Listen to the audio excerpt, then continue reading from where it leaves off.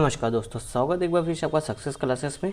देखो, April month की जो विजन की मैगजीन है वो हम लोग कवर कर रहे थे। अभी इसमें लोग देखोगे लगभग सारे टॉपिक कवर हो गए, केवल साइंस एंड टेक और आपका जो सोशल इश्यू है बस वो दो टॉपिक यहाँ पे बचा हुआ है आपका। फिर उसका ये अप्रैल का जो मंथली मैगजीन है जो कि काफ़ी अच्छा मैगजीन था वो जो कि आपका ख़त्म हो जाएगा। तो चलो देखते हैं आपके सोशल इशू में कौन कौन से मुद्दे हैं। तो पहला आपका टॉपिक निकल के आता है आपका वैश्विक लैंगिक अंतराल रिपोर्ट यानी ग्लोबल जेंडर गैप रिपोर्ट। अब एक चीज़ ये ध्यान रखना, जो आपके यहाँ पे सोशल इशू वाले टॉपिक होते हैं ये आपका जो जीएस पेपर 1 का टॉपिक है सिलेबस है वहाँ से ये जो कि रिलेट करता है। साथ ही आपका जो सोशियोलॉजी ऑप्शन है ना, वहाँ पे जो आपको अपडेट वाले डेटा वगैरह फैक्ट वगैरह चाहिए होते हैं वो इस मैगजीन से काफ़ी अच्छा कवर हो जाता है। तो आपका जो पेपर 2 है वो काफ़ी यहाँ से जो कि उसके लिए जो कि काफ़ी यहाँ पे हेल्पफुल ये मैगजीन रहेगा। तो इस चीज़ को ध्यान में रखते हुए आप अपना नोट्स वगैरह इसको इस टॉपिक पे जो आपको सोशल इशू वाला होता है उसको थोड़ा ध्यान से बनाइएगा, अच्छे से बनाइएगा शॉर्ट में। तो देखो, पहला टॉपिक आपका क्या है, वैश्विक लैंगिक अंतराल रिपोर्ट यानी global gender gap report. Okay, तो देखो इस रिपोर्ट को कौन जारी करता है, यहाँ पे बोला जाए कि इस रिपोर्ट को वर्ल्ड इकोनॉमिक फोरम द्वारा जो कि जारी किया जाता है। 2021 की ये रिपोर्ट जारी की गई है। तब इसके देखो 4 घटक होते हैं, 4 आधार पे जो कि इसको मापा जाता है कि विश्व में जो कि महिला और पुरुष के संबंध में जो लैंगिक असमानता है वो किस आधार पर व्याप्त है। पहला तो इकोनॉमिक पार्टिसिपेशन यानी कि आर्थिक व्यवस्था, जो अर्थव्यवस्था उसमें महिलाओं की भागीदारी कितनी है पुरुषों की तुलना में। स्वास्थ्य और सर्वाइवल के में भी महिलाओं की स्थिति क्या है। और एजुकेशन के आधार पे यानी जो शिक्षा में जो कि महिलाओं की स्थिति कितनी भागीदारी इसमें है। और आपका जो पॉलिटिकल एम्पावरमेंट है यानी राजनीति में भी महिलाओं की कितनी सक्रिय सहभागिता है। ये सब चीज़ें जो कि ये चार चीज़ें जो कि तय करती हैं कि किसी भी देश में जो कि ग्लोबल जेंडर यानी कि उनके जेंडर में कितना गैप है या कितना समानता है या कितना असमानता है।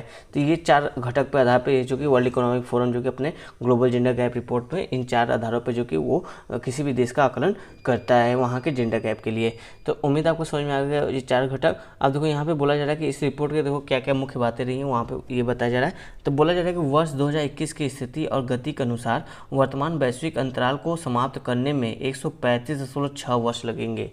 समझ में आ रहा है आपको, 135 मतलब जिस हिसाब से हम लोग जो कि जेंडर गैप को ख़त्म करने की दिशा में काम कर रहे हैं तो बताया जा रहा है कि उस हिसाब से देखोगे 135.6 वर्ष लग जाएंगे आपका ये जेंडर गैप को ख़त्म करने में। और 2020 में देखोगे तो यस जो टाइम पीरियड किया था 99.5 वर्ष। मतलब इसका कहने का मतलब क्या कि 2020 में तो थोड़ा कम था लेकिन 2021 में और ये टाइम पीरियड बढ़ गया। इसका मतलब कि 2021 में आप देखोगे जो आपका जेंडर के आधार पर जो गैप था वो और बढ़ गया 2020 की तुलना में। तो कितना टाइम लगेगा, 135.6 वर्ष। ये आपका एस्से और आंसर में जो कि काफ़ी अच्छा इंपॉर्टेंट ये लाइन है फैक्ट वाला, इसका जो नोट डाउन करिएगा। फिर देखो यहाँ पे बोला जाए कि कोविड-19 की जो महामारी आई है उसने भी जो कि आपका जो जेंडर गैप है उस पर जो कि प्रभाव डाला है। जैसे ILO इंटरनेशनल जो लेबर ऑर्गेनाइजेशन या अंतर्राष्ट्रीय श्रम संगठन उनके अनुमान के अनुसार वैश्विक रूप से देखोगे 3.9% नियोजित पुरुषों की तुलना में 5% नियोजित महिलाओं को उनकी नौकरी की क्षति हुई है। कहने का मतलब आप देखोगे जो पुरुष है कोविड-19 का जो जॉब की लॉस हुई है तो जो मेल के यानी जो पुरुष की जॉब की लॉस हुई है कितना है, 3.9% हुई है। मान लो अगर 100 लोग काम कर रहे होंगे तो उसमें से मान के 1000 लोग अगर काम कर रहे होंगे कहीं किसी फैक्ट्री में तो वहाँ पे जो कि 39 लोगों की जॉब पुरुषों में चली गई। अगर वही कहीं महिलाएं किसी फैक्ट्री में 1000 महिलाएं काम कर रही है तो उसमें देखो ये गिरावट ज़्यादा है। वहाँ पर देखो यहाँ पे 39, यहाँ पर क्या है 5% यानी 50 गिरावट है। तो कहने मतलब कोविड-19 का देखोगे तो आप पुरुषों की तुलना में जो महिलाओं की जॉब है वो ज़्यादा गई है, राइट। तो ये बात यहाँ पे ILO की रिपोर्ट के हिसाब से बताया जा रहा है। साथ ही देखो ये बताया कि जो कोविड-19 था उसने इस महामारी के कारण देखो विद्यालय जो कि बंद हो गए हैं और देखभाल की सेवाएं भी जो कि आसानी से नहीं मिले। यानी जो बच्चों की देखभाल करते हैं, घरों की केयरिंग वेयरिंग करते हैं तो वो लोग भी अब कोविड सोशल डिस्टेंसिंग की वजह से जो कि घरों पर जाकर काम नहीं कर रहे। यानी जो नैनी की व्यवस्था थी बच्चों की देखभाल करने के लिए या फिर जो आपके घर पर आते थे साफ़ सफाई करने के लिए तो वो लोग भी अब नहीं आ रहे। तो इससे क्या हो रहा है, जो वुमेन हैं घरेलू महिलाएँ हैं उनमें देखोगे ये जो कार्य का जो कार्यभार है वो 2 गुना से भी अधिक हो गया है, जो कि जिसका वेतन उनको नहीं दिया जाएगा। ऐसे कार्य का उनका बर्डन बढ़ गया है। तो कोविड-19 ने उनके जो एक तरह से मेहनत यानी मेहनताना पर भी जो कि इम्पैक्ट डाला है, जिससे जो जैसे वो वर्क फ्रॉम होम वो भी ठीक से नहीं कर पा रही है अगर वो ऐसा काम करती है, क्योंकि बच्चों की देखरेख का काम ही उन्हीं के ऊपर आ गया है। फिर देखो कहा जा रहा है कि यहाँ पे बताया जा रहा है उन क्षेत्रों में लैंगिक अंतराल अधिक हो सकता है जिनमें विघटनकारी तकनीकी कौशल की आवश्यकता होती है। कहने को तो देखो जिसमें टेक्निकल स्किल की आवश्यकता होती है, ऐसे क्षेत्रों में महिला और पुरुष के बीच में जो गैप है वो बढ़ सकता है। जैसे बताया जाएगा यहाँ पे क्लाउड कंप्यूटिंग में देखोगे महिलाओं की संख्या केवल 14% है, और यही स्थिति आपको जो कि इंजीनियरिंग डेटा तथा आर्टिफिशियल इंटेलिजेंस के क्षेत्र में भी देखी जाएगी। यहाँ पे जो महिलाओं की पार्टिसिपेशन है वो देखो 14 से 15% के आसपास ही है, इससे ज़्यादा नहीं है। तो यहाँ पे जो जेंडर गैप है वो काफ़ी ज़्यादा आपको देखने को मिलता है, जहाँ पे आपका टेक्निकल स्किल की बात होती है वहाँ पे। फिर देखो अब लैंगिक समानता सुधारों को आकार प्रदान करना, तो इस रिपोर्ट ने बताया कि कैसे जो कि सुधार वगैरह हम लोग कर सकते हैं थोड़ा सा। तो बताया जा रहा है जैसे जो महिलाएं आजीविका का काम करें, जो मतलब जो थोड़ा बहुत तो कमा रही किसी भी तरह से, तो उसी के मध्य में जो कि उनको जो काम करिए उसी के संबंध में, या फिर कोई जो नया काम आया है जो महिलाओं के संबंध के लिए ईजी है, आसान है और पैसा अच्छा है, तो उनके संबंध में जो उनको प्रभावी कौशल विकास उनका करना, उनको मतलब कौशल देना और एक अच्छी नीति निर्माण करना, ताकि ऐसी महिला जो कि घरेलू कामकाज करे पर उनका जो कि लेकिन इनकम तो बहुत कम है, मतलब छोटे मोटे काम करके अपना आजीविका चला रही है, तो ऐसी महिलाओं के प्रति जो कि गवर्नमेंट जो कि नीति बनाए और उनको जो कि एक अच्छा रोजगार का विकल्प भी प्रस्तुत कराए। तो इस तरह की बातें यहाँ पे कही जा रही है। साथ ही देखो बोला जा रहा है कि देशों को ग्लोबल एक्सेलेटर लर्निंग नेटवर्क, ये देखो इंपॉर्टेंट हो जाता है आपका ग्लोबल एक्सेलेटर्स लर्निंग नेटवर्क, ये हो सकता है आपसे प्रीलिम्स में पूछ ले ये क्या है, ठीक है। तो इसमें शामिल होने के लिए जो कि विभिन्न देशों को निमंत्रण दिया गया है। अब देखो ये जो आपका ग्लोबल एक्सेलेटर लर्निंग नेटवर्क है, ये दरअसल इसलिए है जो आपका जेंडर गैप हुआ है ना पुरुष महिलाओं के बीच में, उसको खत्म करने का प्रयास है। 3-4 पॉइंट में बता रहे हैं कि कैसे उसको खत्म करने का प्रयास है। देखो यह देशों के मध्य सफल स्थानीय पहलों पर अनौपचारिक विनिमय तैयार करने में मदद करता है। एक्सेलेटर मॉडल की प्राथमिकताओं में देखो क्या क्या शामिल है। बोला जा रहा है कि कोविड-19 के उपरांत कामकाजी विश्व में पूर्णतः स्थायी लैंगिक समानता स्थापित करना है, मतलब कि कोविड-19 के बाद जो ये असमानताएं बढ़ी हैं उसको कम करने का प्रयास करना है। साथ ही बोला जा रहा है कि पारिश्रमिक यानी जहाँ पे श्रम की जरूरत होती है वहाँ पे लैंगिक अंतराल को समाप्त करना है। श्रम बल में महिलाओं की भागीदारी को सक्षम करना है, मतलब उनको प्रॉपर कौशल वगैरह दिया जाए ताकि वो भी जो कि उनको प्रॉपर जॉब वगैरह पुरुषों के समान ही मिल सके। साथ ही देखो बोला जाए कि प्रबंधन और नेतृत्व में भी अधिक से अधिक महिलाओं को आगे बढ़ाना। ये 3-4 पॉइंट है जिस पे फोकस करता है आपका क्या ग्लोबल एक्सेलेटर लर्निंग नेटवर्क, जहां पे विभिन्न देशों को जो कि बोला गया कि आप आकर इसमें शामिल हो सकते हैं और अपनी जो कि इस तरह से पॉलिसी वगैरह भी बना सकते हैं। तो यहाँ पे इस तरह की बातें हो रही है। अब देखो जो ये आपका सूचकांक आया था आपका ग्लोबल जेंडर गैप इंडेक्स जिसको हम लोग पढ़ रहे हैं, इसमें देखो भारत की क्या स्थिति है वो यहाँ पे बताया जा रहा है कि देखो 156 देशों को जो कि इसमें लिस्ट किया गया था, उसमें देखोगे तो भारत का इस साल जो कि 2021 में रैंक कितना है 140वां स्थान है, जो कि काफ़ी बेकार स्थान है जेंडर गैप के मामले में। 2020 में देखोगे तो 112वां स्थान था, लेकिन 2021 में और ये घट गया, 28 पॉइंट इसमें गिरावट आ गई और 140वां स्थान हो गया। तो ये जरूर आप कोट करिएगा जब भी जेंडर गैप से जेंडर गैप वगैरह कोई भी टॉपिक आता है तो ये रिपोर्ट आप जरूर मैंशन कीजिएगा। फिर देखो बोला जा रहा है जो भारत की स्थिति है दक्षिण एशिया के देशों में, तो वहाँ देखोगे भारत जो कि तीसरा सबसे खराब प्रदर्शक रहा है। भारत के नीचे जो अफगानिस्तान और पाकिस्तान है वो उनका नंबर आता है, और जो बांग्लादेश है वो देखो भारत से बेहतर जो कि जेंडर गैप के लिए काम कर रहा है। तो यहाँ पे देखो बांग्लादेश हमसे अच्छा काम कर रहा है जेंडर गैप को खत्म करने के लिए, लेकिन भारत जो कि तीसरा सबसे खराब प्रदर्शक कंट्री है आपका एशियाई देशों में, यानी श्रीलंका भी हमसे अच्छा काम कर रहा है जेंडर गैप को खत्म करने के लिए। अब देखो यहाँ बताया कि दिक्कत कहाँ आ रही है। देखो ग्लोबल जेंडर गैप इंडेक्स बताता है कि जो एजुकेशन अटेनमेंट है और हेल्थ वगैरह यहाँ पे तो स्थिति अच्छी है, ठीक है महिलाओं की, मतलब यहाँ पे जेंडर गैप तेजी से कम रहा है, लेकिन जो इकोनॉमिक पार्टिसिपेशन एंड अपॉर्चुनिटी है और पॉलिटिकल इंपावरमेंट है यहाँ पे महिलाओं की स्थिति काफ़ी जो कि कम है देखने को मिलेगी। जैसे यहाँ पे देखो बताया जा रहा है कि आपका जो पॉलिटिकल इंपावरमेंट देखो इनका रोल देखो 0.28% ही है, मतलब इनका जो स्कोर है 0 to 1 के बीच में 0.28 इनको स्कोर दिया है, मतलब लगभग 1/4 जितना होना चाहिए उसका 1/4 यानी 25% के लमसम में जो कि पॉलिटिकल इंपावरमेंट ही है, जबकि हाँ इनका कम से कम नहीं तो आपका देखना चाहिए 50% के आसपास होना चाहिए। तो इस तरह की चीज़ें यहाँ पे आपको दिखाई दे रही है कि यहाँ पे पॉलिटिकल इंपावरमेंट और इकोनॉमिक पार्टिसिपेशन में महिलाओं की स्थिति काफ़ी ख़राब है, जबकि और जो आपका एजुकेशन हेल्थ है यहाँ पे कुछ हद तक स्थिति ठीक है, यहाँ पे ये बताया जा रहा है। फिर देखो यहाँ पे कहा जा रहा है कि अब आपका जो इनको कैसे इंपावरमेंट किया जाए, तो मतलब इनके इंपावरमेंट में कहाँ कमी लगी तो वो डिटेल से बता रहा है। देखो राजनीतिक सशक्तिकरण में बताया जा रहा है कि महिला मंत्रियों की संख्या में गिरावट आई है। जैसे देखो 2019 में 23.1% जो मंत्री थे वो महिलाएँ थी, लेकिन 2021 में देखोगे तो घटकर 9.1% महिलाएं ही अब मंत्रालय को संभाल रही है। यानी आपका जो पॉलिटिकल यानी राजनीतिक सशक्तिकरण है उसमें गिरावट हमको देखने को मिली है। फिर देखो कह रहा है कि स्वास्थ्य तथा उत्तरजीविता के आयाम के बारे में बात कर रहा है। तो बताया जा रहा है कि जो जन्म के समय लिंगानुपात में व्यापक अंतर यानी लैंगिकता आधारित जो लिंग चयनात्मक प्रथा होती है, यानी कि जन्म के समय ही पता करना होता है कि ये लड़की है कि लड़का। अगर लड़की होती है तो ऐसे बच्चों को जो कि भ्रूण में ही जो कि उनकी हत्या कर दी जाती है। तो ये प्रथा जो कि अभी भी देखने को हमको मिल रही है। इस कारण देखो जो महिलाएं के जो रेशियो उसमें भी जो कि बहुत अच्छी वृद्धि हमको देखने को नहीं मिल रही है। जो बेबी चाइल्ड है, गर्ल चाइल्ड है, उसके रेशियो में वृद्धि हमको देखने को उतनी अच्छी नहीं मिल रही, जबकि इतने सारे तमाम प्रयास किए जा रहे हैं। फिर देखो शिक्षा का स्तर में देखो कि प्राथमिक, द्वितीयक और तृतीयक शिक्षा में समानता को प्राप्त करते हुए 96.2 पॉइंट जो कि इनका स्कोर है, जो कि काफ़ी अच्छा स्कोर है।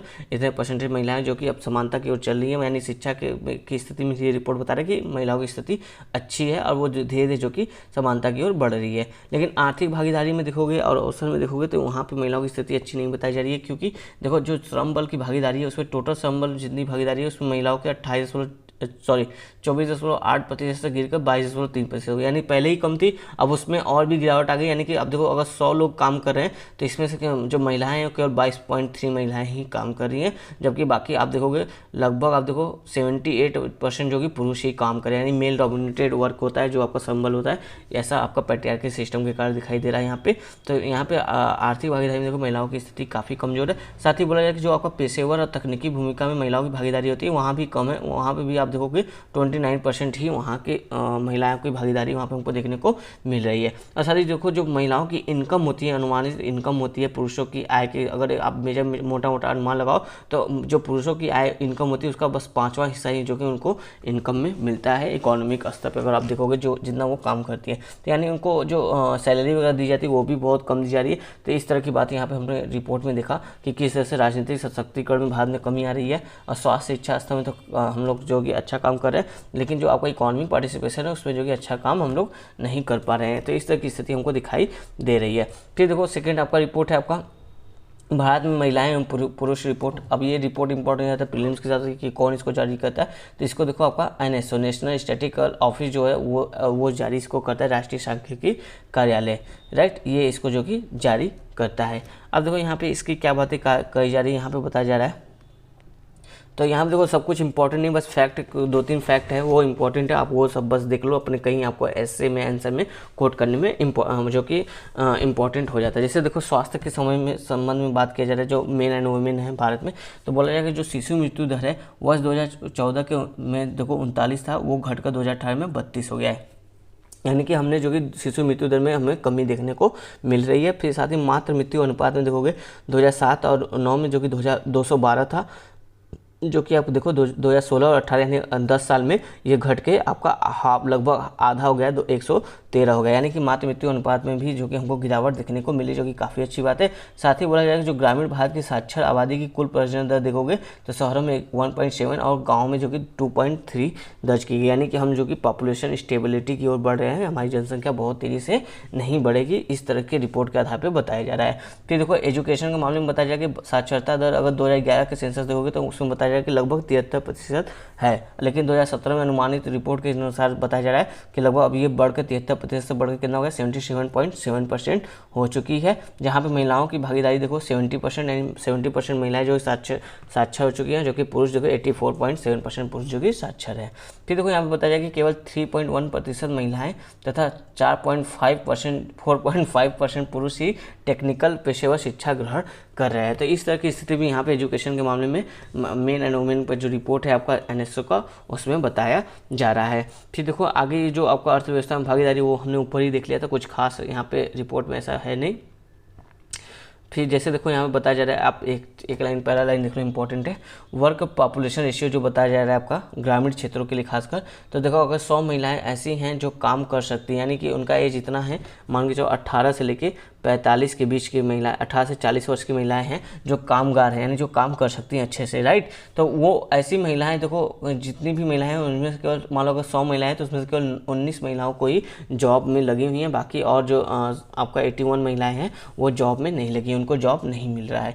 तो इस तरह की इससे पूरा स्थिति दिखाई दे रही है। जबकि जो अब गाँव में देखो जो पुरुष ऐसे हैं उनमें से देखो 52.1% पुरुषों को ऐसे जो कि जॉब मिला है, जबकि 48% पीपल को भी जॉब नहीं मिला है पुरुषों में। तो यानी गाँव में रोजगार की स्थिति बहुत अच्छी नहीं दिखाई दे रही हमको, जैसा कि आपका रिपोर्ट में बताया जा रहा है एनएसओ की रिपोर्ट में। और शहरी क्षेत्रों में देखोगे तो महिलाओं की स्थिति और भी खराब है, लगभग 14.5% है, तथा पुरुषों के लिए 52.7%, लगभग वही सेम है, लेकिन महिलाओं की स्थिति शहरों में और भी खराब हमको दिखाई दे रहा है यहाँ पे इस रिपोर्ट के आधार पे। फिर देखो साथ ही बोला जा रहा है कि निर्धारण में भागीदारी महिलाओं के, अगर आप देखोगे तो आम चुनाव में महिलाओं की जो महिला मतदाता हैं यानी जो वोटर हैं उनकी भागीदारी देखोगे 16वीं लोकसभा में 65.6% थी, जो कि बढ़कर 17वीं लोकसभा में 67.2% हो, यानी महिलाएं जागरूक हो रही हैं राजनीतिक रूप से और वो वोट करने के लिए घर से बाहर निकल रही हैं, जो कि काफ़ी अच्छी बात है। तो इस तरह से जो कि महिला और पुरुष के जो रिपोर्ट वगैरह है आपका ये एनएसओ का, उसमें ये बातें कही थी, कुछ खास इंपॉर्टेंट नहीं है बस, हाँ लेकिन एक आप ऊपर सरसरी निगाह में थोड़ा ध्यान में रहेगा तो कभी ऐसे वगैरह आएगा तो कहीं भी वहाँ आप कोर्स कर सकते हो। अब देखो एक इसमें जो नेक्स्ट टॉपिक आपको दिया है जनन संबंधी स्वास्थ्य यानी रिप्रोडक्टिव हेल्थ के बारे में बात किया है, जो कि देखो टॉपिक तो बहुत अच्छा है पर यहाँ पे जो रिपोर्ट डेटा वगैरह दिया गया है वो उतना अच्छा नहीं है, कुछ खास नहीं है, सिवाय इसके बस यहाँ पे एक चीज़ आप समझ लो कि यूएन में यूनाइटेड नेशन पॉपुलेशन फंड का जो इस बार जो कि रिपोर्ट आया था 2021 का विश्व जनसंख्या स्थिति रिपोर्ट, इसकी थीम क्या थी? इसकी थीम थी माई बॉडी माई ओन। ये याद रखना, हो सकता है प्रीलिम्स एग्जाम में ये ऐसा पूछा जा सके, इसकी थीम क्या थी? माई बॉडी माई ओन, ठीक है। और कुछ खास इसमें है नहीं, बस यही बताया जा रहा है कि महिलाओं को जो यौन शिक्षा वगैरह है या फिर जो आपका स्त्री रोग वगैरह है तो इनके प्रति जो कैसे वो जागरूक हो रही हैं और कैसे इनके संबंध में जो कि विश्व में जो कि प्रयास चल रहे हैं, कानून वानून वगैरह बना रहे हैं। तो कुछ खास वगैरह इस संबंध में भी कुछ खास डेटा वगैरह फैक्ट वगैरह दिया नहीं है, तो इसलिए ये टॉपिक हम डिस्कस नहीं करेंगे। चलते हैं अपना अगला टॉपिक। अगला टॉपिक आपका क्या है? ग्रामीण स्वास्थ्य। ये देखो आपका इंपॉर्टेंट टॉपिक है, इस पर क्वेश्चन बनना स्वाभाविक है, खासकर कोविड-19 को लेकर। तो आपका जो रूरल हेल्थ है यहाँ पे कुछ अच्छे डेटा वगैरह है, यहाँ पे हम इसको देख लेते हैं। तो बताया जाए, पहले आप ग्रामीण जो स्वास्थ्य उसको समझो कैसे होता है। ग्रामीण स्वास्थ्य देखो 3 स्तर पे होता है। तो पहले सबसे पहले जो पंचायत स्तर होता है वहाँ पे उपकेंद्र होता है, वहाँ पे स्वास्थ्य का उपकेंद्र होता है, छोटे छोटे स्वास्थ्य केंद्र होते हैं। फिर उससे ऊपर जो होता है ग्रामीण स्तर पर देखोगे आपका प्राथमिक स्वास्थ्य केंद्र होगा। फिर प्राथमिक स्वास्थ्य केंद्र से ऊपर कौन सा होगा? आपका ब्लॉक स्तर पर स्वास्थ्य केंद्र। जैसे जैसे आप ये देखो ऊपर स्थिति बढ़ती जा रही है, यानी इनकी संख्या भी कम होती जा रही है। जैसे बताया जाएगा, देखो जो आपका प्राथमिक स्वास्थ्य केंद्र है, ये देखो 6 उपकेंद्र हैं जो आपके ग्राम पंचायत स्तर पर उपकेंद्र है। तो ऐसे 6 उपकेंद्र को मिलाकर जहाँ 6 उपकेंद्र मिलेंगे तो ऐसे एरिया में केवल 1 प्राथमिक स्वास्थ्य केंद्र होगा। फिर इसी तरह देखो 4 प्राथमिक स्वास्थ्य केंद्रों के जहाँ पे मिलेंगे वहाँ पे 1 ब्लॉक स्तर पर सामुदायिक स्वास्थ्य केंद्र होगा। तो इस तरह से जो कि ग्रामीण जो कि स्वास्थ्य की बात यहाँ पे की, रूरल हेल्थ की बात की जा रही है, हेल्थ इंफ्रास्ट्रक्चर की, कि कैसे जो कि गांव में हेल्थ इंफ्रास्ट्रक्चर है।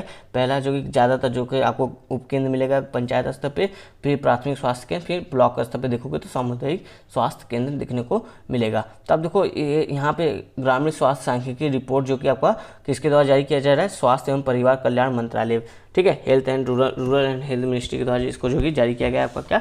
ग्रामीण स्वास्थ्य सांख्यिकी रिपोर्ट 2019-20। तो देखो चलो इस रिपोर्ट में क्या बातें कही जा रही है। तो कहा जा रहा है जो स्वास्थ्य अवसंरचना है, यानी जो स्वास्थ्य भवन वगैरह होते हैं, हॉस्पिटल वगैरह, दवाखाना, ये सब चीज़ की बात यहाँ पे बताया जा रहा है। तो बताया जा रहा है कि अभी देखो ग्रामीण क्षेत्र में कितने स्वास्थ्य केंद्र वगैरह हैं। तो जो आपका पंचायत स्तर पे था वो लगभग 1.5 लाख है उपकेंद्र, जो पंचायत स्तर जो उपकेंद्र लगभग 1.5 लाख उपकेंद्र है। और प्राथमिक स्वास्थ्य देखोगे आप लगभग 25,000 के आसपास, 24,900 यानी लगभग 25,000 जो कि प्राथमिक स्वास्थ्य केंद्र हमारे देश में है। साथ ही जो सामुदायिक स्वास्थ्य केंद्र है वो लगभग 5,183 यानी 5100 के लगभग जो कि आपका सामुदायिक स्वास्थ्य केंद्र हमारे देश में है ग्रामीण स्तर पे। तो ये एक आपको आइडिया होना चाहिए कि आपके देश में जो रूरल हेल्थ इंफ्रास्ट्रक्चर वो कितने, लमसम भी एक अंदाजा होना चाहिए कि कितना है। जैसे प्राथमिक उपकेंद्र जो कि लगभग 1.5 लाख है, लगभग 25,000 प्राइमरी हेल्थ सेंटर है, और जो कम्युनिटी सेंटर है वो लगभग 5,000 है। ये आप मोटा मोटा ध्यान में रखो। तो ये देखो यहाँ पे बताया जा रहा है कि जो पूर्ववर्ती रिपोर्ट जो इसके पहले की रिपोर्ट थी उसमें बताया गया था कि ग्रामीण भारत में केवल 11% उपकेंद्र, 13% जो प्राइमरी हेल्थ केंद्र हैं, प्राथमिक स्वास्थ्य केंद्र है, तथा 16% जो सामुदायिक स्वास्थ्य केंद्र है। केवल इतने ही जो कि स्वास्थ्य केंद्र जो कि भारतीय सार्वजनिक स्वास्थ्य मानकों को पूरा करते हैं, यानी जो स्वास्थ्य मानक बनाया गया है गवर्नमेंट के द्वारा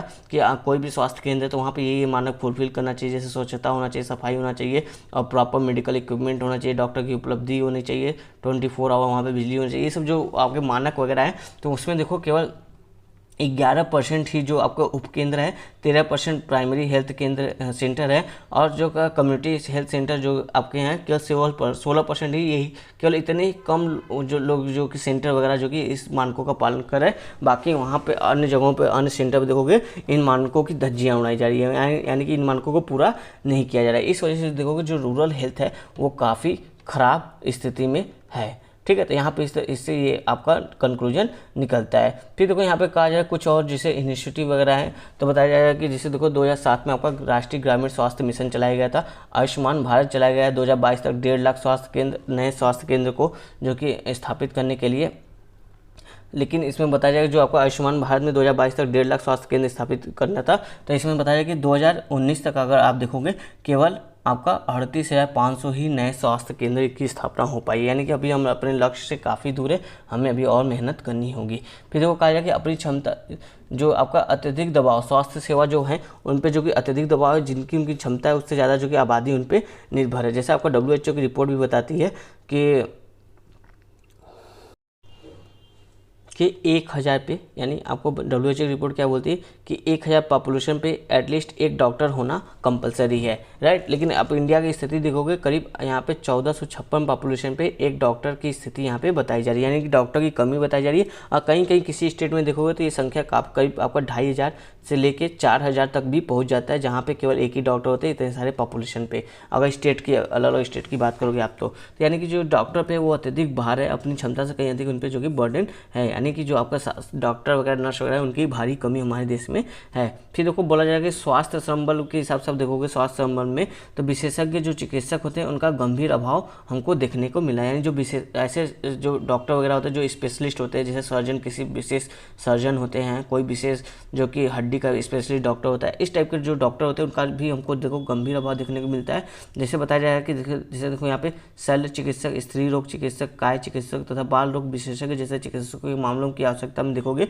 तो लगभग 76% जो कि इस तरह से स्पेशलिस्ट चिकित्सकों की कमी हमारे देश में है। और यह कमी देखोगे गुजरात, मध्य प्रदेश और पश्चिम बंगाल में, और इसकी स्थिति और भी गंभीर, यानी कि ये जो कमी 76% ओवरऑल बताया जा रहा है, तो यहाँ पे इन जो राज्य गुजरात, मध्य प्रदेश और पश्चिम बंगाल, यहाँ पे ये कमी और भी ज़्यादा हमको देखने को मिलती है। तो ये आपका एक इंपॉर्टेंट डेटा है जो आप नोट करिएगा, कभी भी रूरल हेल्थ की इंफ्रा की खराब पोजीशन के बारे में बात आएगा तो आप यहाँ पे जरूर इसको मेंशन कीजिएगा। फिर देखो यहाँ पे कहा जा रहा है कि ग्रामीण क्षेत्रों में स्वास्थ्य के समक्ष जो विद्यमान बाधाएं हैं उसकी बात यहाँ पे क्या किया जा रहा है कि ग्रामीण स्वास्थ्य में क्या क्या समस्याएं हैं वो बात किया जाए। देखो जैसे बोला जाए कि जो प्राथमिक हेल्थ सेंटर और कम्युनिटी हेल्थ सेंटर है, यहाँ तक जो कि पहुँच का होना जो कि अभाव, यानी पहुँच नहीं हो पा रही है, यानी जो ग्रामीण लोग हैं वो इन सेंटर तक नहीं पहुँच पा रहे। क्यों? क्योंकि उनके गाँव से जो सेंटर का जो रास्ता है वो अच्छा नहीं है, कनेक्टिविटी अच्छी नहीं है, इंफ्रा अच्छी नहीं है, या फिर यातायात के साधन यहाँ पे अच्छे नहीं है जिसके जरिए जो कि ये लोग आसानी से पहुँच सके, यानी इनकी पहुँच जो कि सुनिश्चित नहीं हो पा रही, ये पहली बाधा है। फिर दूसरी बात क्या बताइए कि जो मौलिक सुविधाएं हैं हॉस्पिटल वगैरह में उसका अभाव है। जैसे देखो इलेक्ट्रिसिटी, स्वच्छ जल की कमी, ये सब, डॉक्टर हमेशा उपलब्ध नहीं होते, तो इन सब की चीज़ों की भी हमको कमी यहाँ पे देखने को मिलती है। फिर साथ ही देखो यहाँ बोला जाए कि जो जागरूकता है लोगों में उसकी भी अभाव है। लोग जो कि स्वयं स्वच्छता, स्वास्थ्य, पोषण, साफ सफाई इस सब को महत्व नहीं दे पाते हैं, इस सब पे उतना ध्यान नहीं देते हैं। इसके कारण जो वो अपने अधिकारों से जो कि वंचित रहते हैं, उनको जो वित्तीय सहायता गवर्नमेंट स्कीम के द्वारा मिलता रहता है तो वो भी नहीं मिल पाता है। इस वजह से जो कि रूरल हेल्थ देखोगे वो अच्छी नहीं है। फिर साथ ही बोला जाए जो कनेक्टिविटी वो निम्न स्तर की, जैसे हमने बात किया कि सीमित वहनीय, विश्वसनीय या सार्वजनिक वाहन, यानी जो सार्वजनिक परिवहन है वो उनकी मात्रा कम है, यानी बस, टेम्पो जो चलती है, बस वगैरह चलती रहती है गवर्नमेंट की, वो बहुत कम रूरल एरिया में चलती हैं, जिसके कारण इनकी पहुँच जो कि सीमित है। फिर साथ ही देखो बोला जाएगा जो स्वास्थ्य और संरचना में निवेश हतोत्साहित, यानी निवेश आपका देखोगे हेल्थ इंफ्रा में उतना स्तर पे निवेश नहीं हो पाता, क्योंकि लोगों को लगता है जो आपका ग्रामीण या फिर जनजाति क्षेत्र में जो लोग हैं वो उतना अच्छा पे नहीं कर पाएंगे, उनके पास पैसों की कमी है, तो ये लाभ का मतलब एक तरह से लाभ वाला बिजनेस नहीं होगा गाँव में। इसलिए जो कि इस तरह के इन्वेस्टमेंट यहाँ पे ग्रामीण इंफ्रा में, ग्रामीण जो आपका हेल्थ इंफ्रा है वहाँ पे जो कि इन्वेस्टमेंट नहीं हो पाता है। फिर देखो पोषण का अभाव बता रहा है, इसके कारण भी जो कि आपका रूरल हेल्थ जो कि आपका अच्छा नहीं है। जैसे अभी देखोगे गाँव में भी जो कि फास्ट फूड की संस्कृति जो कि काफ़ी तेज़ी से फैल रही है, जैसे आप देख लो नूडल्स वगैरह, राइट, बर्गर, पिज्ज़ा, नूडल्स, ये सब चीज़ें जो कि होम डिलीवरी आजकल गांव-गांव तक ऑनलाइन आपको देखने को मिल रही है। तो ये सब चीज़ें जो कि जो को देखोगे आपको, इसके कारण क्या हो रहा है, जो एक संतुलित आहार चाहिए हमको या संतुलित भोजन चाहिए, वो उस तरह के पोषण का अभाव देखने को मिल रहा है। फिर अब देखो उपाय कि ग्रामीण स्वास्थ्य को बढ़ावा देने के लिए कुछ उपाय की बात कर रहा है। तो इसमें बताया जाए कि जो आपका राष्ट्रीय ग्रामीण स्वास्थ्य मिशन है, वो ऐसे एक आपका स्कीम लाया गया, राष्ट्रीय ग्रामीण स्वास्थ्य मिशन। इसी तरह आपको देखो आयुष्मान भारत योजना भी लाया गया, जिसमें देखो लगभग 1.5 लाख स्वास्थ्य केंद्र को स्थापित करने की बात की गई थी। इसी तरह देखो आपका प्रधानमंत्री जन आरोग्य योजना लाया गया था, जिसमें लगभग देखोगे 10.74 करोड़ जो निर्धन या सुविध परिवार है उनको कवर करने की बात की गई थी, जिनको जो कि प्रति परिवार 5 लाख रुपए पर ईयर जो कि आपका रुपए दिए जाएंगे। इसके साथ ही और देखो ग्रामीण स्वास्थ्य के लिए क्या किया जा रहा है, समेकित बाल विकास सेवा, राष्ट्रीय खाद्य सुरक्षा अधिनियम, पोषण अभियान इत्यादि जैसे योजनाओं के माध्यम से पोषण के स्तर में सुधार लाया जा रहा है, ताकि उनका जो स्वास्थ्य है वो गड़बड़ ना हो और उनको संतुलित आहार के जरिए जो कि संतुलित विकास उनका होता रहे। फिर इसके साथ ही देखो लोगों के मन में या व्यवहार में बदलाव के लिए स्वच्छ भारत अभियान चलाया गया, ताकि वो स्वच्छता पर ध्यान दे, उनके अंदर स्वच्छता का सुधार हो। और कायाकल्प पुरस्कार भी चलाएगा, जिसमें देखो जो स्वास्थ्य केंद्र है उनको ये पुरस्कार दिया जाता है, वो जितना बेटर काम करेंगे, जो स्वास्थ्य केंद्र जितना बेटर काम करेगा, अपनी साफ सफाई का ध्यान रखेगा, पेशेंट का अच्छे से ध्यान रखेगा, डॉक्टर की रेगुलरिटी, इलेक्ट्रिसिटी वगैरह हर चीज़ उपलब्ध होगी, पीने का पानी, स्वच्छ जल, ये सब चीज़ें होंगी, तो उनको जो कि पुरस्कार दिया जाता है गवर्नमेंट की तरफ, जिसको क्या बोलते हैं, कायाकल्प पुरस्कार। तो ये मतलब एक तरह से उनको प्रमोट करने की कोशिश है, अगर आप अच्छा काम करें तो आपको इनाम मिल रहा है इस तरह की। फिर साथ ही देखो और क्या किया जाएगा कि टेली मेडिसिन के माध्यम से जो कि पहुँच को बढ़ाना, यानी कि इलेक्ट्रॉनिक डिवाइस के थ्रू जो कि ऑनलाइन जो कि डॉक्टर से विचार विमर्श करना और दवाओं को लिखवाना, और साथ ही अपने नियर जो आपके नज़दीकी मेडिकल स्टोर है वहाँ से दवा लेना। तो इस तरह की स्थिति भी आपको देखने को मिल रही है आपका इंटरनेट के ज़माने में, डिजिटल इंडिया के ज़माने में ऐसे कहे तो। फिर साथ ही देखो कहा जाए कि वहन करने की क्षमता में वृद्धि करना, यानी जैसे देखो आप जन औषधि मेडिकल स्टोर खुल रहे जगह जगह पे, ताकि जो दवाएँ हैं वो आसानी से लोगों को मिल सके और उनको बहुत दूर तक जाना ना पड़े। तो इस तरह से आप देखोगे इस तरह से जो कि ग्रामीण क्षेत्रों में हेल्थ के लिए प्रयास किए जा रहे हैं। इसके साथ ही बताया जाए कि जो आपका राष्ट्रीय आयुष है, राष्ट्रीय आयुष अभियान, इसके तहत देखो जो पारंपरिक औषधियाँ हैं, यानी आप कह लो जो आयुर्वेदिक औषधियाँ हैं उनको भी उपलब्ध कराया जा रहा है। तो इस तरह से जो आपका रूरल हेल्थ पे जो कि फोकस किया जा रहा है वहाँ पे और बेहतर काम करने के लिए। अब देखो वे फॉरवर्ड की बात की जाए तो वे फॉरवर्ड में बोला जाए कि जो आपका प्राथमिक स्वास्थ्य सेवा है उसमें हमको निवेश करने की आवश्यकता है। जैसे बताया जाए कि अभी आप देखोगे स्वास्थ्य सेवा यानी हेल्थ सर्विस में देखोगे तो गवर्नमेंट को कम से कम जीडीपी का 2.5% निवेश करना चाहिए, जबकि अभी देखोगे कितना निवेश करती है हमारी गवर्नमेंट, लगभग आप देखो 1% ही निवेश होता है। लेकिन जबकि बोला जाए कि कितना निवेश करना चाहिए हमको, जीडीपी का 2.5%। और इसका जो 2.5% निवेश होगा, इसका लगभग 70% हमको कहाँ इन्वेस्टमेंट करना चाहिए, जो प्राथमिक स्वास्थ्य सेवा है वहाँ पर जो कि इसका 70% हमको व्यय करना चाहिए, ताकि अगर देखो प्राथमिक स्तर पर ही लोगों को अच्छे स्वास्थ्य मिलेंगे तो उनको जो कि जो तृतीयक स्तर की जो स्वास्थ्य सेवाएं हैं वहाँ पे कम जाना पड़ेगा, वहाँ पे भार वगैरह कम होगा। इसके साथ ही और क्या कर सकते हैं हम लोग, बताया जा रहा है गांव में, गांव के हेल्थ को बूस्ट करने के लिए जो आपका चिकित्सा महाविद्यालय है, यानी कि आपका जो मेडिकल यूनिवर्सिटी वगैरह है, वहां पे विद्यार्थियों को ग्रामीण क्षेत्रों का दौरा करने तथा निर्धनों एवं दमित वर्गों की स्वास्थ्य सेवा को समझने के लिए प्रोत्साहित करना चाहिए। साथ ही जीवन शैली से संबंधित रोगों को रोकने के लिए लोगों को शिक्षित करना चाहिए, जो कि ग्रामीण क्षेत्रों तक भी धीरे धीरे प्रसारित हो रहा है। यानी जो ये आपका मेडिकल स्टूडेंट है उनको जो कि गाँव का दौरा कराना चाहिए, वहाँ पर जो हेल्थ प्रॉब्लम है लोगों को उसको जाकर चेक करना चाहिए, देखना चाहिए। और इसमें क्या होगा, जो लोग वगैरह हैं उनको भी, जो ग्रामीण लोग वगैरह हैं उनको भी जो भी थोड़ा बहुत इस स्वास्थ्य से संबंधित चीज़ों के लिए शिक्षित करना चाहिए। तो ये सब चीज़ें आप कर सकते हो। साथ ही बोला जाएगा कि ग्रामीण प्राथमिकताओं के साथ संरक्षित करने के लिए जो स्नातक चिकित्सा नर्सिंग पाठ्यक्रम है उसमें बदलाव करना चाहिए। यानी कि जो आपका स्नातक में जो मेडिकल की और नर्सिंग की जो सिलेबस वगैरह है उसमें देखो ग्रामीण प्राथमिकताओं को भी ध्यान रखना चाहिए। उस आधार पर जो कि ग्रामीण जो आपका रूरल हेल्थ है उसको ध्यान रखते हुए जो कि सिलेबस में चेंज करना चाहिए, ताकि जो रूरल हेल्थ है उस पर भी जो कि फोकस किया जाएगा आपका स्नातक में जो मेडिकल और नर्सिंग की पढ़ाई की जाती है उसमें। फिर देखो बोला जाए कि वर्तमान में नर्सों तथा चिकित्सकों के स्नातक प्रशिक्षण अत्यधिक शहरी तथा तृतीयक स्वास्थ्य सेवा से पूर्वाग्रह से ग्रसित हैं। यानी देखो अभी देखो जितने अभी नर्स वगैरह या चिकित्सक है स्नातक मेडिकल में पढ़ाई कर रहे हैं वो देखो ज़्यादातर सोचते हैं कि शहर के हॉस्पिटल को पकड़ें, या फिर जो टर्शरी लेवल का जो हेल्थ सेवा होती है जैसे सर्जरी वगैरह, मतलब बड़े बड़े ऑपरेशन वगैरह जो होते हैं वो उस टाइप के जो कि हम हेल्थ में जाएँ। डॉक्टर की रुचि अभी इसमें ज़्यादा दिखाई दे रही है, बजाय कि गाँव में जाके जो कि लोगों का इलाज करना। तो इस तरह से जो पूर्वाग्रह है उसको में जो भी हमको जो बदलाव लाना पड़ेगा। साथ ही बोला जाएगा कि चिकित्सकों की कमी की समस्या से निपटने के लिए संबंध और स्वास्थ्य देखभाल पेशेवरों के कौशल का इष्टतम प्रयोग करना चाहिए। देखो इसके लिए देखो राष्ट्रीय संबंध और स्वास्थ्य सेवा व्यवसाय आयोग विधेयक भी लाया गया है।